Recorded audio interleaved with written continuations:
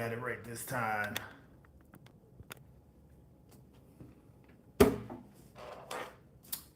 I have questions. Why do you all think society today has so little respect for education? And I want to say academic training. I have noticed a lot of people, it's on the internet in particular, but not, and just in society. I can't even say just on the internet. When learned people, credentialed people are talking about a topic, people who have an unresearched, unqualified opinion feel that their opinion is equal to a person with credentialed research and background and training and knowledge in the area. Um, in our society, people will, with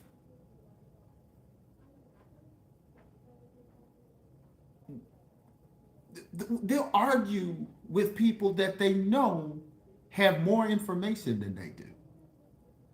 And they feel because that's what they feel, that their feeling is equal to research, knowledge, and information. I did a video, and in the video, I referenced some things about the Statue of Liberty. Someone, I got a response about the Statue of Liberty, and they were telling me that the Statue of Liberty was a symbol for the centennial of the country, and it was kind of mentioned in 1865, but that's not really what it was for. And I just asked them, what primary sources have you derived any of that from? And I'm not saying don't have an opinion. I'm saying if someone who, at least by virtue of their academic title, says something, look it up first. Start with Google, start with AI, but even ask, like I say, if Google AI says, like, the 13th Amendment freed the slaves. It didn't. So you type in, did the 13th Amendment free the slaves? AI will say yes. Then you say, okay, well, this person said there's an exceptions clause that says you can't have slavery. Then type in, is there an exception within the 13th Amendment for slavery? Then AI will tell you the right answer. Now, if you happen to just read the 13th Amendment, it'll tell you that. But that's where AI will lead you wrong. So AI does not make you a scholar, and research is not Google. That's the beginning. That's a part, but that's not research, okay? I had a large member of mine saying the largest slave revolt was in Louisiana. And I said, and he sent through this email vine an AI summary of the rebellion. Now, one, I knew there was a problem with what he was saying because I hadn't even heard of it. And I'm a historian of slavery, mid-19th century America, and I'm an American historian. So I should have. Oh yeah, I heard of that. I hadn't even heard of it. So I knew that was a problem just by fact I hadn't heard of it because I have dedicated years of study to American history, and particularly slavery. And It's oh yeah, this what it. So I said okay. So I read it and it says two people were killed in this. Two white people were killed in this. They killed a whole bunch of black folks, but two white people were killed. So I'm thinking John Brown killed more whites in his rebellion. Um, Nat Turner killed more whites in his rebellion. They said 200 slaves participated in this rebellion that he's talking about that happened in Louisiana. Denmark Vesey's um, uh, his rebellion covered continents. So we're talking thousands of people. So I'm like, how is this the biggest? It couldn't be the biggest in destruction because more people were killed in two smaller, more famous rebellions. John Brown, Nat Turner. In scale, it wasn't the biggest because we know Denmark Vesey's was the biggest, arguably because the Haitian Revolution. But if we just talk about America, but you also got to know again that the Caribbean islands are considered part of North America. But so in no way is that the biggest. It's not in damage. It's not in participation. I don't know. That's the unqualified part of his articulation of this particular thing. And I'm just, hey, I'm a lodge brother. You sent it to me. I just say, hey, man, you might want to check that. He said, oh, no, I'm telling you, before I put something out, I check it. I know it's right. So I just point out to him the things that I just pointed out. Okay, there are obviously bigger ones. There are ones that did more damage and there was ones that had more participation. So what is the definition of big? Which he could not answer. And instead of saying thanks or don't want to talk about it no more or whatever, he kept defending. He said, well, you could say that killing people make it the biggest, or you can say participation makes it the biggest, but this is still correct.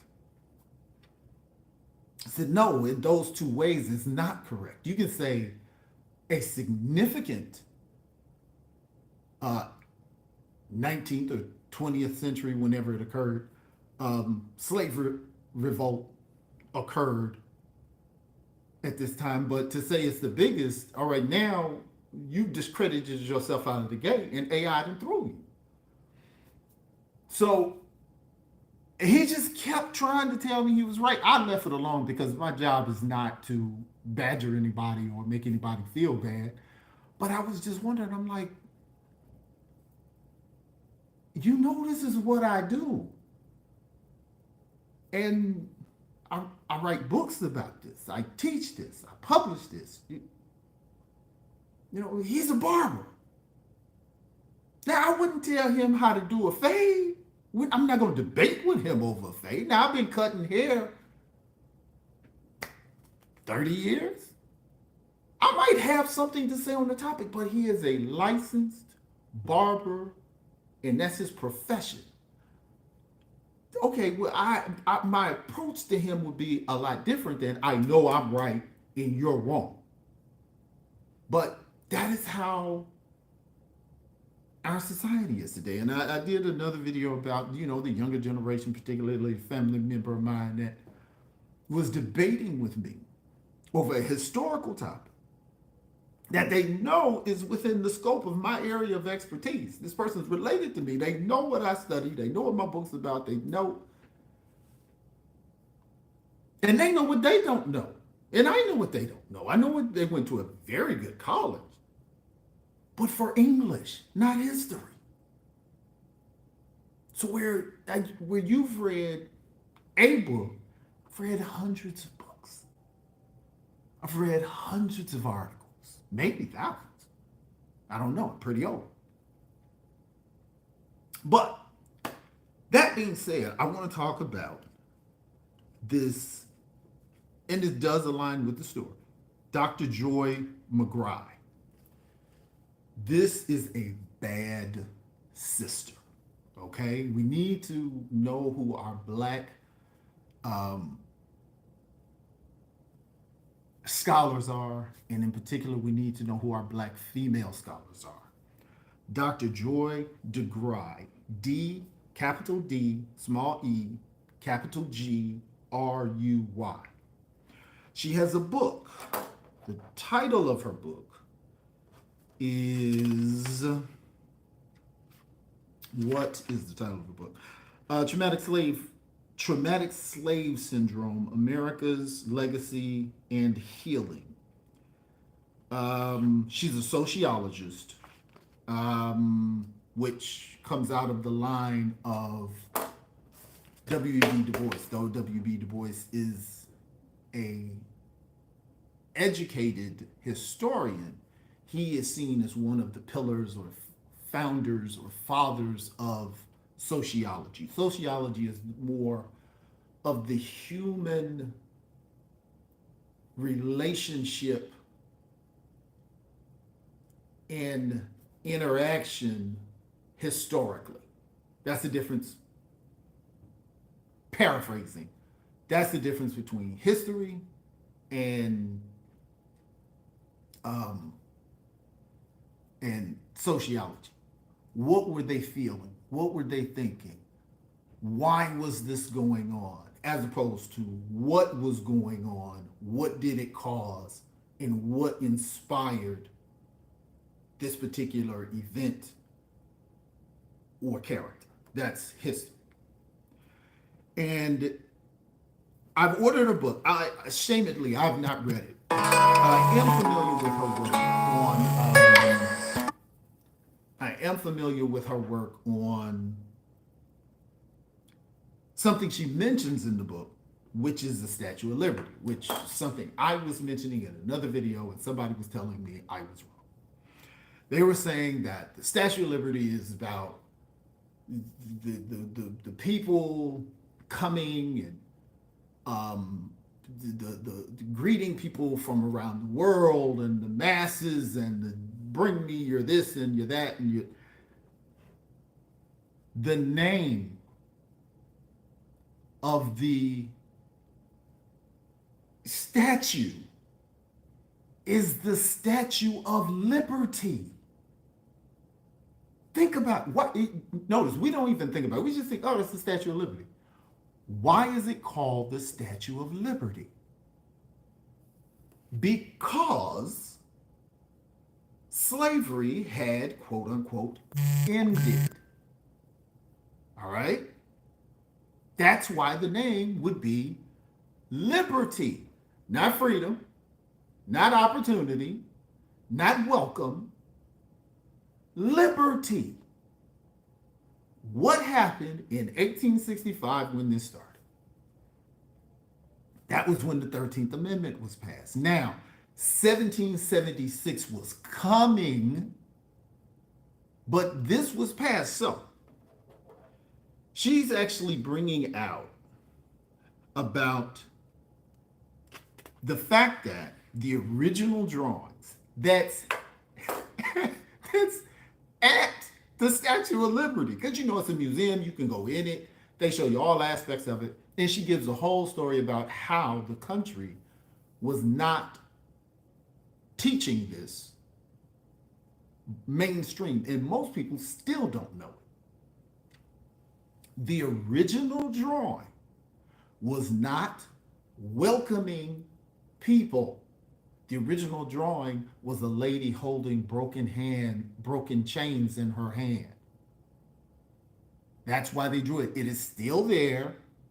It's not Ellis Island, but the island that she's on, you can go see it. It was about slavery. That's why the chains were broken. Chains ain't got nothing to do with immigrants. Immigrants weren't chained. The only people that came here as imports, not immigrants, were black people. Africans, and they were chained. That's why she was holding chains.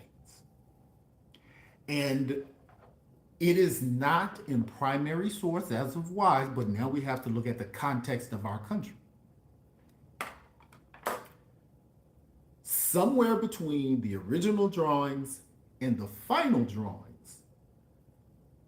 the chains were removed.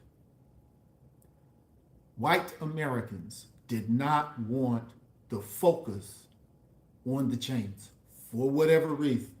Now, we all can study United States history, and we know why. The same reason why MAGA is saying, you're teaching history that makes people feel bad, or the black Smithsonian shouldn't be brown, it should be white like all the other buildings. And CRT and critical race theory, what's the new one now? It's not CRT. What is it that they hate? It was affirmative action at first, then it was CRT, and now it's DEI. The home of the land of the free, the home of the brave, hates diversity, equity, and inclusion. That's kind of like missing the fact that the name of the Statue of Liberty is liberty, not welcome. But people are saying, no, the Statue of Liberty had nothing to do with slavery. It only had something to do with slavery. It was commissioned in 1865. It wasn't commissioned in 1876. That's the centennial. Even if it was in 1870, okay, that's a little bit past the 13th Amendment. Maybe that the Statue of Liberty was put in place for 1776 coming. It wasn't. Now, the person who designed it was a French politician, Edouard de Laboulaye, Laboulaye.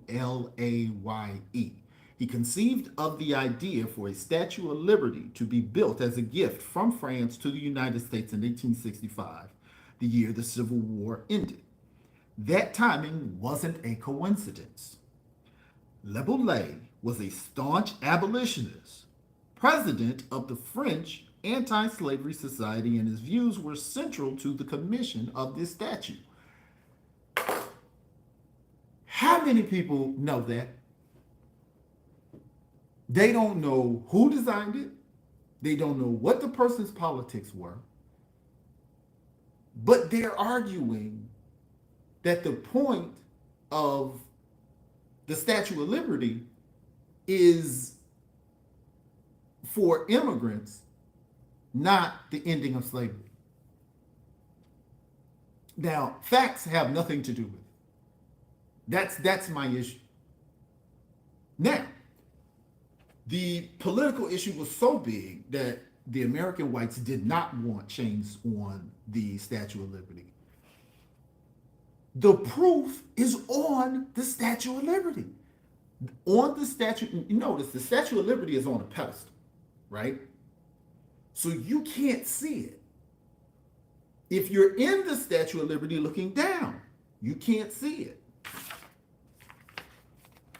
But at the feet, see that? On her feet are broken chains.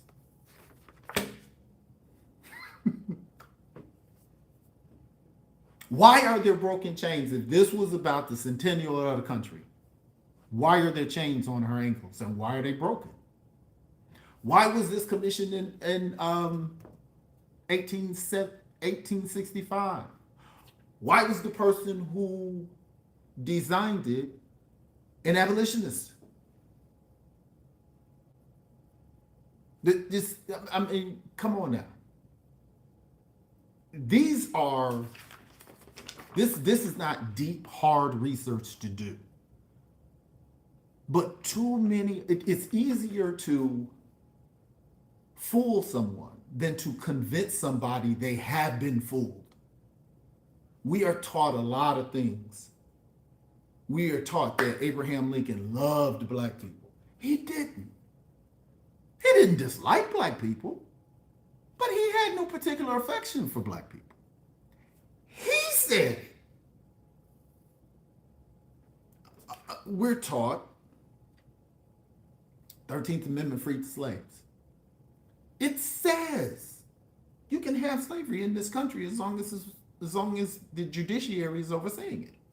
It says that in the 13th Amendment. It still says that. The 19th Amendment says, oh, that's when women got to vote. Google it now if you think I'm playing. Google it right now. Google on your phone. 19th Amendment. It's going to tell you it gave women the right to vote. It didn't. It gave white women the right to vote. And white women fought for the next 45 years against every other race of woman having the right to vote, because all the other women didn't get to vote until 1965 after the Voting Rights Act. But we're taught 1920, 19th Amendment, women got the right to vote. No, women didn't. And we're taught that the Statue of Liberty is a sign of welcome to all immigrants. That wasn't what it was for. And now this is what's important about it. And I am taking this from Dr. DeGruy. This is not my scholarship. Why is this even significant? Black people have no connection to Lady Liberty. We don't even know that was for us. That was a gesture for people of African descent that has lasted the test of time, that is world known. And we think Statue of Liberty, we think of New York. And then beyond New York, we do think of immigrants, because that's what we were taught. And not African immigrants, not Caribbean immigrants, not Cuban, Haitian immigrants, not immigrants of African descent. We think of the green migration, the Europeans that came over. What pride would have been in black people if they knew this during Plessy versus Ferguson? If they knew this during Brown versus Board of Education, if they knew this during the Civil Rights Act, if they knew this during the war on drugs, if black people were taught that you have a significant place in this country and you have something that represents you, like the rebel flag represents those who support slavery, and any genius that says, no, I don't support slavery, well, okay. The battle flag, you read the Constitution of the Confederacy and you settle that with yourself on how they felt about slavery. But just like those Southerners with those views have that Confederate flag that they can look at and say, yeah, black folks technically have the most famous statue arguably in the world to look at and say,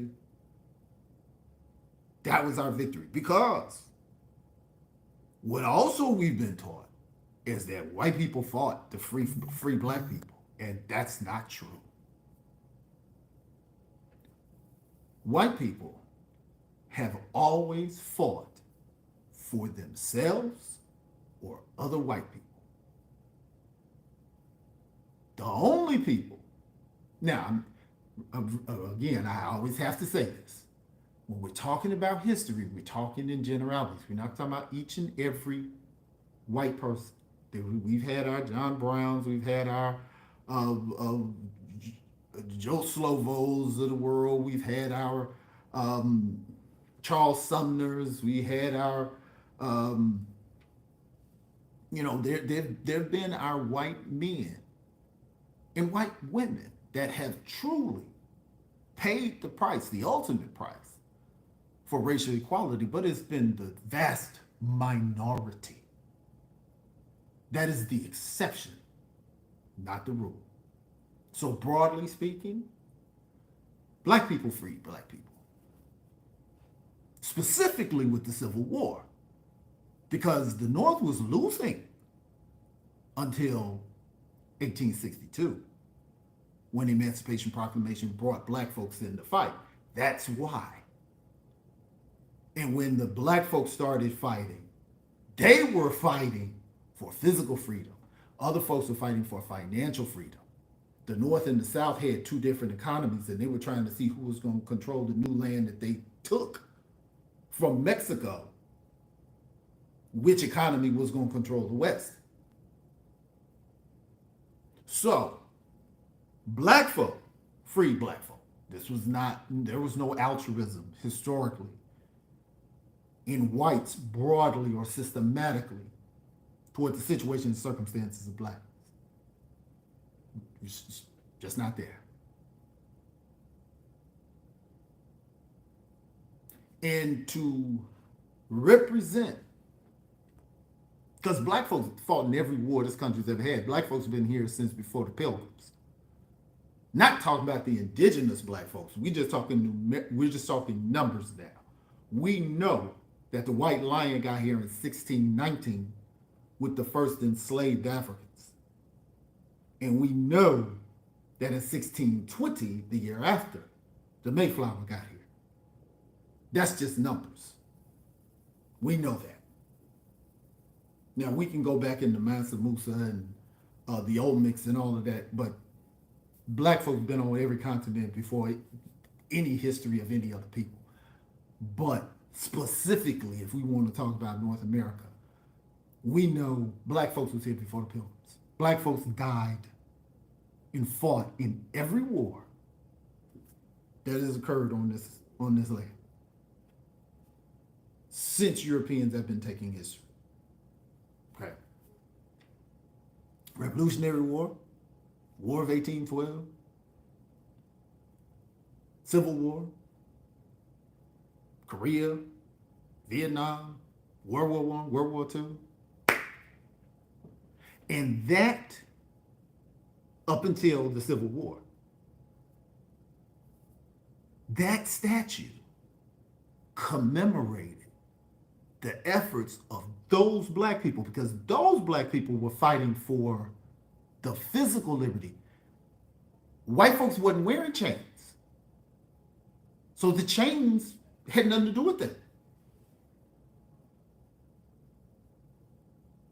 And I'm sure if we look in this deeper, which I definitely have to do more research to be able to call names, I doubt heavily that there was a black descent in the Statue of Liberty holding chains.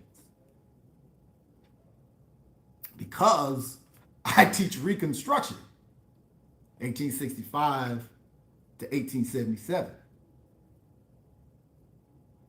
You got to remember, that was during convict leasing.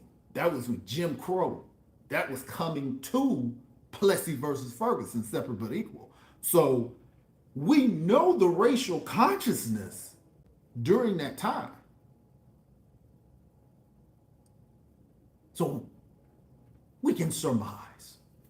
And we're talking federal consciousness. Remember Plessy versus Ferguson? That was the law of the land. That was the Constitution.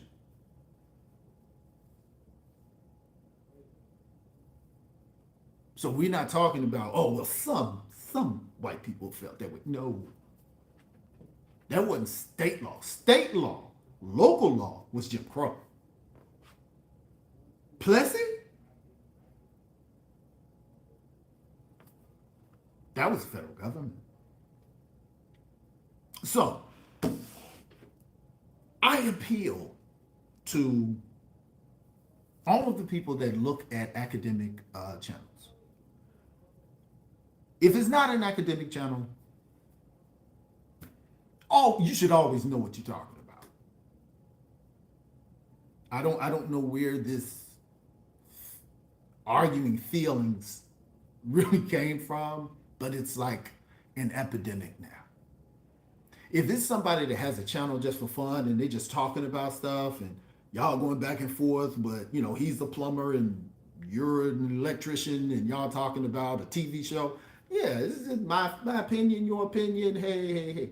But people are rudely dissentful on something they know they don't know. They know they don't know. And when a learned person won't go back and forth with them, they're thinking, I got him. No, I'm not going to waste my time. And they said, well, no, that wasn't the case.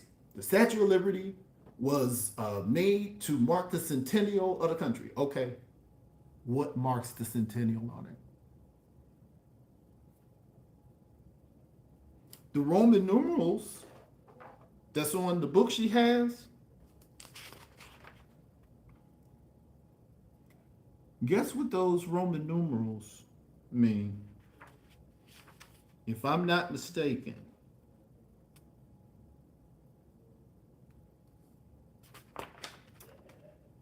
sometime between the original drawings were visible to the tablet, bearing the date July 4th, 1776. That is what the Roman numerals are showing.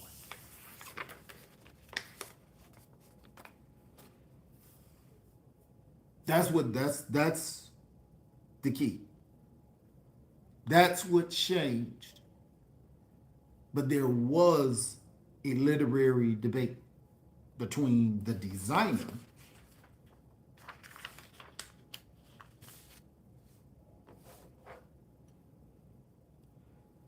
the Statue of Liberty would never been conceived or built. Its principal French and American advocates had not been active abolitionists who understood slavery as the cause of the Civil War. Blah, blah, blah. The centennial of the American Revolution and the significance to the French, blah, blah, blah. Slavery and the preservation of the Union at the time of France's future was still uncertain for all the American Republicans. It was a time and opportunity to erect a monument for their efforts and worldview. Le Boulay and his French colleagues also wished to send a political message back to France. I want to look deeper into it. So I ordered Dr. Joy, I don't want to mispronounce her name, DeGruy's book. I ordered it so I can read it. And then once I read it, I'll be able to look at her primary sources. And then I'll be able to pull her primary sources and read and interpret them myself. But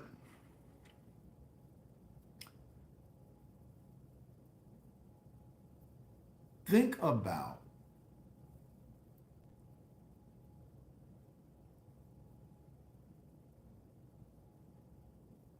what it would mean if Black people knew that the Statue of Liberty was for them and that somebody encoded under protest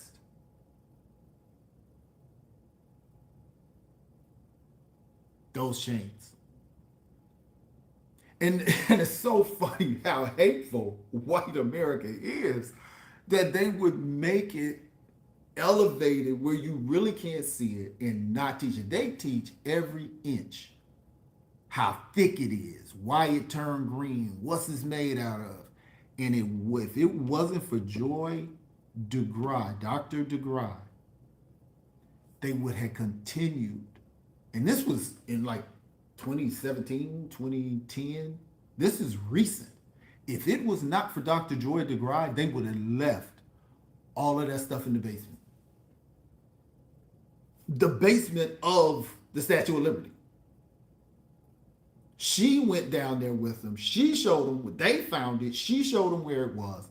And she went around the world talking about it. And it shamed them. And then they contacted her and said, okay, we want you to train everybody. And now it is part of what they teach at the Statue of Liberty. But how many of us have been to the Statue of Liberty? To actually take the tour and actually learn it. Very few of us. We've seen it maybe. But they didn't know it. So these is so many things. You got to understand. Black people were the currency of this country. Most things structurally to this country have something to do with black people. Not because we're so great. It was because of what we were used for. Just like everything now goes around money, we were money. So everything went around us. So, please, if you haven't, like, share, subscribe. It's free. Not charging anything. But look this up. Check it. I'm not saying don't call me a liar. I'm saying just call me a liar. And if you call me a liar, be able to answer one question. What primary source did you use to get the information that you're giving?